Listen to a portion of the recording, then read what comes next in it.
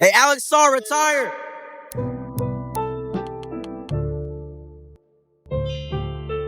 Since 1980, every NBA franchise has had at least one 50-win season. Well, every franchise except for the Washington Wizards. For as long as the three-point line has been around, Washington has been stuck in a cruel cycle of fragile hope and inevitable failure. And trust us, they've tried everything to get out of it. They've tried building through the draft, signing future stars right before they break out, even changing the team name. Every possible path towards title contention has been explored, and each time, it's ended with a complete collapse. Nowadays, winning streaks are discarded as regular season anomalies. Uplifting trends are interpreted as illusions that we haven't figured out yet, and any prospect with the slightest bit of promise is cast aside as a future bust. That pessimism has been growing for decades, but last year, we saw it reach its final form at the expense of the Wizards' latest project, Alex Sarr. Before the French big man completed his first season, critics were engraving tombstones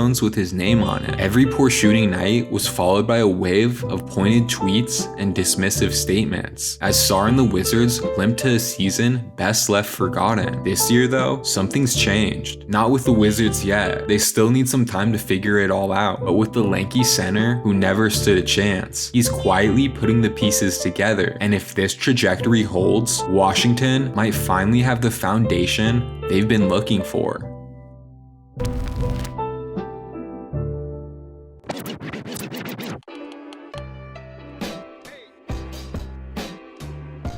Most of the time, draft season is the Wild West of hyperbolic takes. Each class has one or two clear-cut stars, a handful of potential big-time players who need to land in the right spots, and a few mystery prospects who are championed by small circles of the draft community. It's a small window of wide-open optimism. 2024 was the exception. Instead of hearing about how great the latest college superstar was going to be in the league, or reading rumors of a foreign monster ready to challenge everything we knew about the game of basketball, we kept running into the same analysis of the entire class. According to just about everyone, the 2024 draft was a wasteland. There were no projected franchise guys, and only a handful of players who were seen as potential all-stars. Reading through the list of pre-draft comparisons felt like naming random players with your friends, and every lottery-level talent came with a giant asterisk next to their name. It was billed as the opposite of a generational class, a lottery where the only choices were future role players or projects that were still a year away from being a year away. Alex Sarr fell into the latter category. At first glance, he had all the tools anyone could want in a modern center: a towering frame, upper echelon athleticism, and the touch to knock down threes every once in a while. Given the competition he was up against, Sarr looked like the easy choice for the first overall pick. But the draft cycle is a ruthless process. Every prospect is picked apart with clinical precision, especially the guys sitting at the top of the pre-draft rankings. And the closer the scouts looked at Sarr, the more red flags they raised. They worried that he wasn't strong enough to hold his own in the paint, wondered how long it would take him to develop an interior repertoire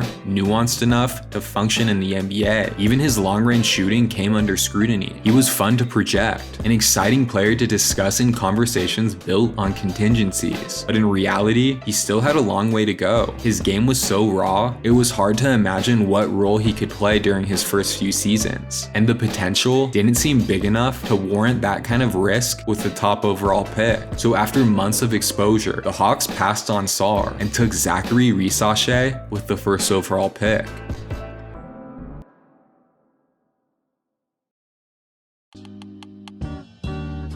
Leaving the Wizards with the most maligned prospect in the most maligned draft in years. To put it lightly, expectations were low. It wasn't that people wanted to see Sarr fail, not personally at least, but based on all the coverage around him, as well as his eventual landing place, it seemed impossible for anything else to happen. It felt like an impending disaster spelled out in clear terms, and since they couldn't do anything about it, people started waiting on it. Then the Summer League tipped off, and the calamity everyone was anticipating showed up. Through his first 3 games, things were ugly. Poor shooting nights, inconsistent defensive impacts. Pretty much everything that could go wrong was going very wrong. But in the 4th game, things got even worse. Sarr went 0 for 15 from the field, putting the final touches on the coldest summer any rookie had ever had. Memes spread like wildfire, comment sections had a field day, and the majority of the basketball world doubled down on the judgment they had already reached. Alex Sarr was not built for the league.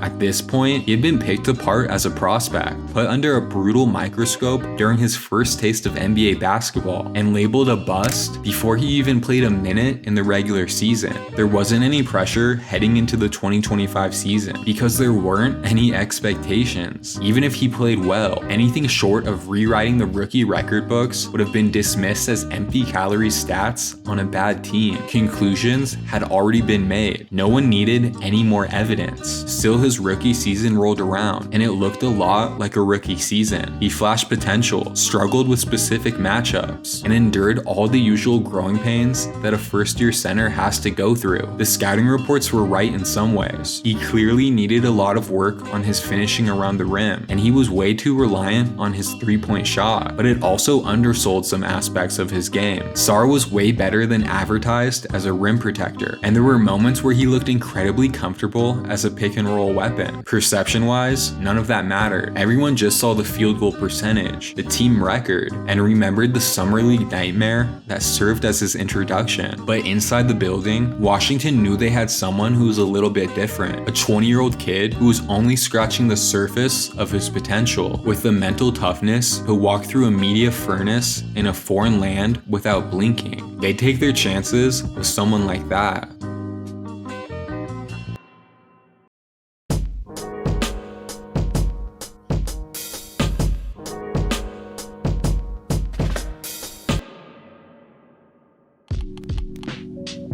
Sure enough, next year Alex Sarr was back in Vegas for the Summer League, and this time, he was ready. He added 10 pounds of muscle, spent a year working against NBA level competition, and gradually refined his timing on defense. He wasn't perfect, but he was better. Against the Nets, Sarr set the record for blocks in a Summer League game, and in every contest, he looked like an entirely different player than he was the year prior. But this was Summer League, and the only performances that matter in Summer League are the bad ones. As unfair as it was, Sarr wasn't going to win over any doubters by turning in great stat lines in July. He'd have to do it when the games really mattered. Once again, the regular season began with no fanfare around him. Everyone was too enamored with the extremely talented class that was making their debut to remember the second overall pick from the class that no one believed in. But buried beneath all the Washington losses, one thing was abundantly clear. The Summer League numbers weren't an aberration. Sarr had taken a massive step forward. The strength he added in the offseason was evident. Now he was looking like a real force on the glass, and opposing big men weren't bodying him inside the key. He wasn't a bruiser, but he had enough functional play strength to keep up with anyone, and that enabled him to use his quickness and fluidity to his advantage. On top of that, he was making a concentrated effort to change his shot diet. Of course, he was still taking threes when they presented themselves. That's an important part of his game, but he was picking his spots more carefully, waiting for the defense to drift away from him. And when they tried to move him off the three-point line, he was diving to the rim with conviction and finishing through contact. Offensively, he looked like a new player,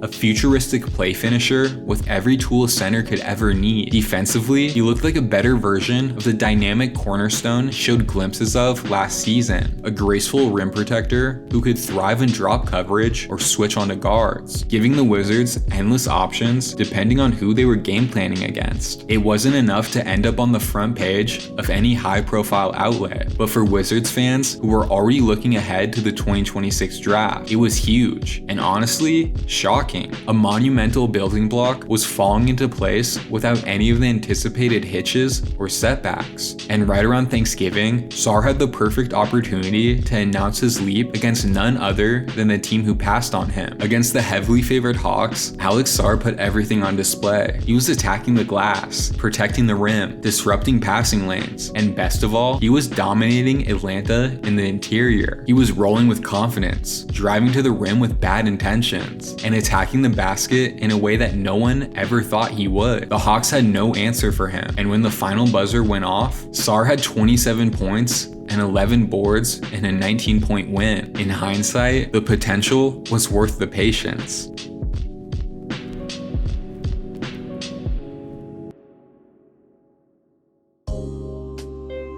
Since that game, he's kept the momentum rolling. He's scoring the ball at a higher rate than he was last season, shooting better across the board, and blocking shots at the same pace as the best rim protectors in the game. That marquee performance wasn't an anomaly, and his early season surge wasn't fool's gold. Anyone who's been keeping up with the Wizards this season will tell you, the second-year big man has reached a new level. He's not a finished product, and in all likelihood, there are still plenty of bumps waiting for him down the road, but based on everything we've seen, the good, the bad, and the ugly, we can confidently say this: Alex Sarr has the talent to be a difference maker in this league, and more importantly, he doesn't care what people or the media have to say. He's too busy working through the silence. Washington, we see what you mean. We take our chances with someone like that too. Perceptions form quickly in sports, and once they do, they can be tough to shake. Alex Sarr is a prime example of that. When he came into the league, everyone saw a discoordinated giant who looked like more of a theoretical basketball player than a real difference maker. And then his career began with a lowlight tape of missed shots and lackluster possessions. For a crowd that didn't need much to confirm what they already believed, that was enough to close the book on Sarr entirely. But in reality, it wasn't even the first chapter of his story. From that moment forward, the Wizards center has stayed in the gym, working when no one was watching, and dedicated himself to his craft without demanding any attention. That's a damn good way to improve. But as it stands, it isn't a great way to change a narrative. We have a bad habit of trusting our own assertions as unchanging truths, and forgetting to check back on the stories we've already assumed the endings for. Thankfully, our perception doesn't matter, and it never really has. Whether we keep up with his growth or hold on to his failure, Alex Sarr will keep putting one foot in front of the other, chasing his goals with the understated determination of a weathered warrior. Maybe one day he'll stop to send a long overdue message to all his doubters, but we bet he never will, because it doesn't seem like he's ever listened to them in the first place.